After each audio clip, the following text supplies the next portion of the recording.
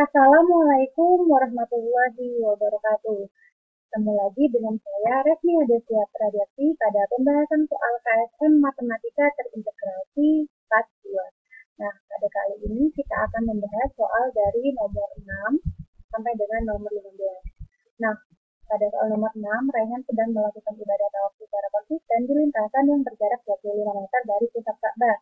Jika Raihan melakukan tawaf dengan kecepatan 5,5 km per jam, maka tawafnya akan selesai dalam waktu titik-titik ini. Nah, kita tulis dulu yang diketahui. Jarak dari pusat Ka'bah ke lintasan tersebut adalah 25 meter, sedangkan kecepatan atau V adalah 5,5 km per jam. Nah, karena yang ditanyakan dalam soal adalah waktu titik-titik menit, maka kita ubah dulu satuan dari V ini menjadi meter per menit. Jadi 5,5 dikalikan dengan 1000 untuk menjadikan meter, dan dibagi dengan 60 untuk menjadikan menit. Yang ditanyakan adalah waktu untuk tawaf. Jadi, kita anggap saja lintasan tersebut berbentuk lingkaran. Jadi, kita cari keliling dari lingkaran tersebut. Di mana keliling dari lingkaran adalah 2 kali QR, 2 kali 3,14 dikalikan 25. Hasilnya adalah 157 meter. Sedangkan kita tahu ketika melakukan tawaf adalah mengelilingi Ka'bah sebanyak 7 kali. Jadi, untuk mencari jarak lintasan tersebut kita kalikan dengan 7. Kelilingnya dikalikan dengan 7 sama dengan 1099 meter.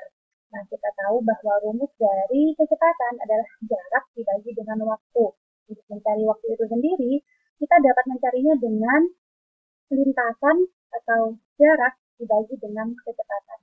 Kita masukkan angka-angka yang sudah kita temukan tadi, 799 dibagi dengan T-nya yang sudah diubah satuannya, hasilnya adalah T sama dengan 11,9 atau bisa kita bulatkan menjadi 12. Jadi jawaban dari soal nomor 6 adalah B. Selanjutnya soal nomor 7. Jumlah dua bilangan bulat berbeda adalah 16. Jika hasil bagi kedua bilangan tersebut adalah bilangan bulat juga, maka hasil kali yang mungkin dari kedua bilangan itu adalah, kita tulis dulu yang diketahui. Di mana karena kedua bilangan tersebut berbeda, kita umpamakan bilangan pertama adalah A dan bilangan kedua adalah B. Nah, di mana hasil dari A plus B adalah 16. A, B elemen dari bilangan bulat atau elemen dari Z. Nah, kita ketahui bahwa hasil bagi dari kedua bilangan tersebut merupakan anggota dari bilangan bulat juga, di mana tidak ada ketentuan atau keterangan bahwa A kurang dari B atau A lebih dari B. Yang ditanyakan adalah hasil kali yang mungkin dari kedua bilangan tersebut. Nah, kita coba dulu satu persatu pada bilangan-bilangan yang jika dijumlahkan hasilnya adalah 16, mulai dari 1 plus 15 sampai 8 tambah 8. Nah, dari bilangan-bilangan ini, hasil bagi bilangan yang merupakan anggota dari bilangan bulat adalah pada baris pertama, pada baris kedua, pada baris keempat, dan pada baris terakhir. Nah, kita coba kalikan hasil dari dua bilangan tersebut yang mungkin. Ya, yang mungkin. Jadi, bilangan pertama hasilnya 15, kedua 7, ketiga 48, dan yang keempat adalah 64. Sedangkan yang ada dalam option jawaban adalah 48. Sehingga jawaban dari nomor 7 adalah 48. Jadi merupakan hasil kali yang mungkin dari kedua bilangan tersebut. Selanjutnya soal nomor 8. Diketahui bahwa Nabi Muhammad ditinggal wafat ibunya pada usia A tahun, menikah dengan Khadijah pada usia BC tahun, dan menerima wahyu pertama kali pada usia DE tahun. Selanjutnya dibuat bilangan-bilangan yang terdiri atas 5 digit berbeda dari angka A, B, C, D, dan E. Bilangan-bilangan itu diurutkan mulai dari yang terbesar. Maka selisih dari bilangan urutan pertama dan kedua adalah, di sini ada catatan, bahwa B, C, dan DE adalah bilangan 2 digit. Nah, pertama-tama kita cari dulu nilai dari A, B, C, D, E pada masing-masing laut tersebut. Jadi di sini ada Nabi Muhammad ditinggal wafat oleh ibunya pada usia A tahun, yaitu pada usia 6 tahun. Jadi A-nya sama dengan 6. Menikah dengan Khadijah pada usia BC tahun. yaitu pada usia 25 tahun, di mana D-nya adalah 2, C-nya adalah 5. Menerima wahyu pertama kali pada usia DE tahun, yaitu pada usia 40 tahun. Sehingga D-nya adalah 4 dan E-nya adalah 0. Nah, bilangan-bilangan tersebut diurutkan mulai dari yang terbesar. Nah, jadi kita buat kemungkinan bilangan yang paling besar dari 5 bilangan-bilangan yang diketahui dari A, B, C, D, E. Kita temukan bahwa bilangan yang terbesar adalah 65420. Lalu karena berbeda, maka tidak boleh berulang. 65402 dan seterusnya. Jadi kita tidak usah menyebutkan sampai akhir karena yang ditanyakan hanyalah selisih dari bilangan urutan pertama dan kedua. Jadi karena kita sudah mengetahui bilangan yang terbesar dan nomor 2 dari yang terbesar, maka kita cari selisihnya dengan cara mengurangkan dua bilangan tersebut. Di mana 65420 dikurangi 65402. Hasilnya adalah 18. Jadi jawaban dari soal nomor 8 adalah C. Selanjutnya soal nomor 9. Yang di sini, among the 26 uppercase capital letters in Roman alphabet, the total number of letters with the shape that have at least 2 axes of reflective symmetry are. Kita terjemahkan dulu. Jika diterjemahkan, yang ditanyakan adalah di antara 26 huruf besar atau dalam huruf kapital, jumlah huruf yang memiliki bangun paling sedikit 2 sumbu simetri. Jadi, ada berapa huruf yang memiliki sumbu simetri atau dapat direfleksikan. Karena tidak ada keterangan direfleksikan atau dengan sumbu X atau dengan sumbu Y atau dengan horizontal atau secara vertikal, maka kita cari huruf-huruf yang memiliki sumbu simetri yang dapat direfleksikan pada kedua sumbu tersebut. Ditemukan bahwa ada huruf X, ada huruf H, ada huruf I, dan ada huruf O. Sehingga huruf yang memiliki sumbu simetri dan dapat direfleksikan melalui dua sumbu tersebut ada 4. Jawaban dari soal nomor 9 adalah C. Selanjutnya adalah nomor 10. Seekor sapi kurban dengan berat A dengan berat 2,5 kuintal di kota A seharga 98.000 per kilogram. Sedangkan di kota B dengan berat yang sama yaitu 91.000 per kilogram.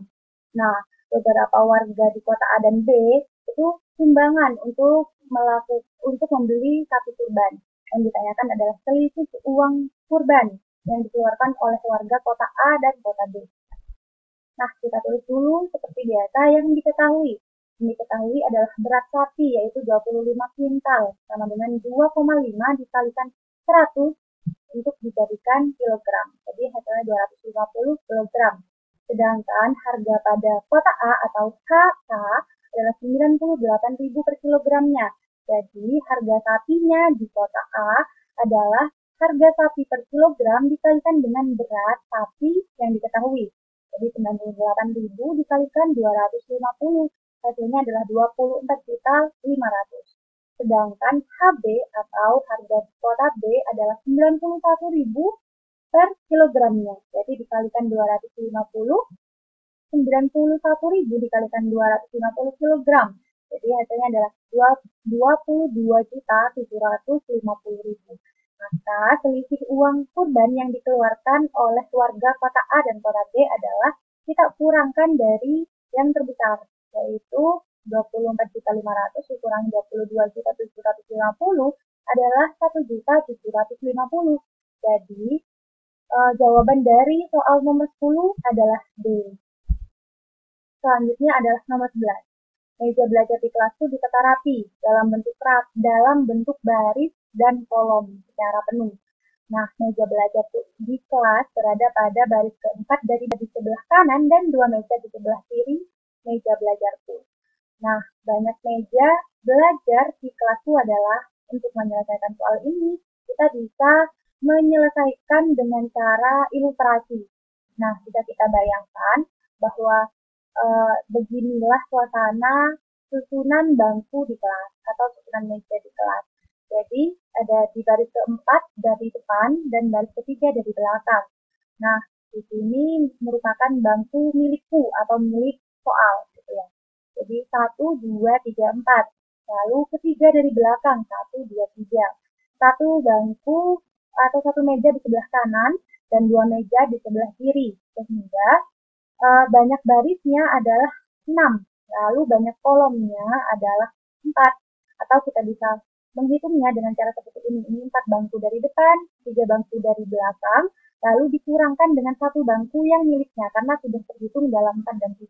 Hasilnya adalah 6, banyak kolomnya adalah 1 di sebelah kiri, terus 2 di sebelah kanan, lalu mejanya belum dihitung. Meja milikku belum dihitung, jadi hasilnya adalah 4. Jadi jumlah meja adalah baris dikalikan dengan kolom, yaitu 6 dikalikan 4 sama dengan 24. Jadi, jawaban dari soal nomor 11 adalah D. Selanjutnya soal nomor 12. Diketahui bangun ABCD adalah persegi panjang. Nah, jika yang diketahui ini dan ini, maka luas segitiga DFE adalah, jadi luas segitiga yang diarsir. Nah, untuk mencari luas segitiga yang diarsir, kita dapat mengurangkan luas persegi dengan luas ketiga segitiga yang tidak diarsir. Nah, kita salin dulu yang sudah diketahui, jadi AE sama dengan 2, lalu DE sama dengan 4, DF sama dengan 4, lalu FC sama dengan 4, CB sama dengan 6, lalu AB sama dengan jumlah dari DF dan FC, jadi 8 cm. Nah, untuk mencari luas dari persegi ini, sisi dikalikan sisi. Lalu, untuk segitiga, setengah kali alas kali tinggi, kita inputkan atau kita masukkan angka-angka yang sudah diketahui pada soal pada L berikut ini. Jadi L1 dikurangi L segitiga 1 dikurangi L segitiga 2 dikurangi L segitiga 3. Jadi 6 kali 8 dikurangi setengah kali 4 kali 4. Jadi alas kali tinggi pada segitiga yang ini. Lalu setengah kali 8 kali 2 pada segitiga yang ini. Lalu setengah kali 4 kali 6 pada segitiga yang ini. Sehingga luas dari segitiga BEF adalah 48 dikurangi 8 dikurangi 8 dikurangi lagi 12. Jadi hasilnya adalah 20. Sehingga jawaban dari soal nomor 12 adalah C. Selanjutnya adalah soal nomor 13. Amir mengaji Al-Quran mulai dari surah Al-Fatihah. Nah, ini terintegrasi dengan agama. Lalu hari berikutnya surah An-Nisa, lalu hari berikutnya surah Al-A'raf. Nah, kita tuliskan di yang diketahui di sini ya. Jadi polanya adalah Al-Fatihah, An-Nisa, dan Al-A'raf. Sedangkan pada Ahmad itu pada surah Al-Fatihah, Al-Ma'idah, lalu berikutnya surah At-Taubah, dan seterusnya meneruskan pola ini. Nah, Amir memulai mengaji pada hari Jumat. Nah, sedangkan Ahmad memulai pada hari berikutnya atau pada hari Sabtu. Yang ditanyakan adalah surah yang akan mereka baca pada hari yang sama. Nah, karena ini merupakan nama surah, jadi tidak bisa diselesaikan dengan surah ini ya, tapi dengan nomor surah yang sudah diketahui. Jadi surah Al-Fatihah merupakan nomor surah nomor 1, lalu An-Nisa surah nomor 4, lalu Al-A'raf surah nomor 7. Selanjutnya Al-Fatihah surah nomor 1 kan ya, Al-Ma'idah surah nomor 5, lalu At-Taubah surah nomor 9. Nah, terus mengikuti pola ini. Amir memulai mengaji pada hari Jumat. Ahmad memulai satu hari berikutnya, yaitu pada hari Sabtu. Nah, jadi kita tuliskan pola Amir pada surah ke, pola Ahmad pada surah ke. Nah, jadi pada pola Amir bertambah sebanyak 3, jadi bedanya sebanyak 3. Sedangkan pada Ahmad bedanya sebanyak 4. Jadi kita tulis di sini Jumat pada Ahmad itu di strip atau kita kosongi dulu karena Ahmad memulainya pada hari Sabtu. Ditemukan bahwa pada hari Selasa, yaitu pada surah ke-13, mereka membaca surah yang sama. Sedangkan surah ke-13 dalam Al-Quran adalah surah Ar-Ra'd. Jadi, jawaban dari soal nomor 13 adalah C atau surah Ar-Ra'd. Selanjutnya, pada soal nomor 14. Laila sedang mencoba menghafalkan juz 30 secara bertahap setiap harinya. Banyak ayat yang dihafalkan per hari mengikuti pola 6, 14, 22, 30, dan seterusnya. banyak hari yang dibutuhkan Laila untuk menghafal seluruh ayat pada juz 30 adalah kita tulis yang diketahui terlebih dahulu, yaitu pola. Polanya 6, 14, 22, 30. Nah, kita ketahui bahwa ini merupakan barisan aritmatika dengan beda 8. Jadi, setiap suku bedanya adalah 8. 6 ke 14 bedanya 8. 14 ke 22 bedanya 8. 22 ke 30 bedanya juga 8. Nah, ditanyakan banyak hari yang dibutuhkan untuk menghafal seluruh ayat dalam juz 30. Nah, kita tahu bahwa total ayat dalam juz 30 ada 564 ayat. Lalu, 564 ayat ini sebagai total bilangan atau SN. Nah, kita akan mencari tahu bahwa hari keberapa atau hari ke N Laila itu menghafal seluruh ayat dalam 30. Nah, rumus dari SN tersebut adalah N per 2 dikalikan 2A ditambah N-1 dikalikan B. Nah, kita masukkan yang diketahui dari soal. Jadi, SN-nya 564, lalu N-nya dicari, hanya 6, bedanya 8. Lalu kita substitusikan seperti ini, dan kita kalikan ya, jadi 8 kali N, 8 kali min 1. Jadi didapatkan 564 sama dengan N per 2, dikalikan 4 plus 8N. Lalu 564 sama dengan 2 ditambah 4N. Jadi dibagi 2, sama-sama dibagi 2, 4 bagi 2, 8 bagi 2. Didapatkan 564 sama dengan 2N plus 4N kuadrat. Jadi 2 kali N, 4N dikalikan dengan N. Didapatkan 4N kuadrat plus 2N min 564 sama dengan 0. Lalu kita sederhanakan atau kita sama-sama bagi 2. 4N kuadrat jadi 2N kuadrat, 2N jadi N, 564 jadi 282 untuk mempermudah perhitungannya. Cara untuk mencari akar-akar yang berbeda yaitu min B plus minus akar B atau B kuadrat min 4AC per 2A. Nah, kita substitusikan B-nya 1, B-nya 1, lalu 4, K-nya 2, B-nya min 282 per 2 dikalikan A-nya sama dengan 2. Lalu didapatkan min 1 plus minus akar 2257 per 4. Lalu, karena ingin mencari akar yang berbeda, maka akar yang pertama adalah pada yang plus, lalu akar yang kedua pada yang min. Jadi, hasil dari akar yang pertama adalah 11,62697. Lalu, pada akar yang kedua adalah min 12,12697. Karena banyak hari yang dibutuhkan selalu positif, maka yang negatif ini tidak berlaku atau tidak memenuhi syarat dari solusi. Jadi, yang memenuhi syarat untuk menjadi solusi dari pertanyaan tersebut dari jawaban yaitu X1, yaitu 11,6. Kita bulatkan menjadi 12. Jadi, jawaban dari soal nomor 14 adalah C, yaitu 12 hari untuk menghafal seluruh ayat dalam juz 30. Selanjutnya soal nomor 15. Fuad memutuskan untuk melakukan puasa Daud dan mengikuti les karate mulai tanggal 12 Syawal 1442 Hijriah sampai 16 Jumadil Awal 1443 Hijriah. Selanjutnya les karate akan dilakukan setiap 3 hari sekali. Jika 1 bulan sama dengan 30 hari, berapa kali Fuad berpuasa pada saat berlatih karate selama kurun waktu tersebut?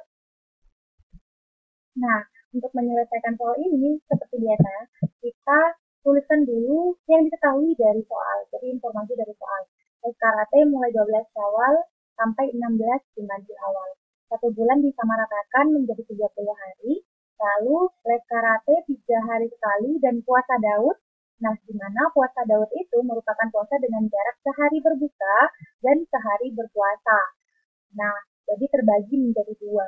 Yang ditanya, berapa kali Fuad berpuasa pada saat berlatih karate selama kurun waktu tersebut?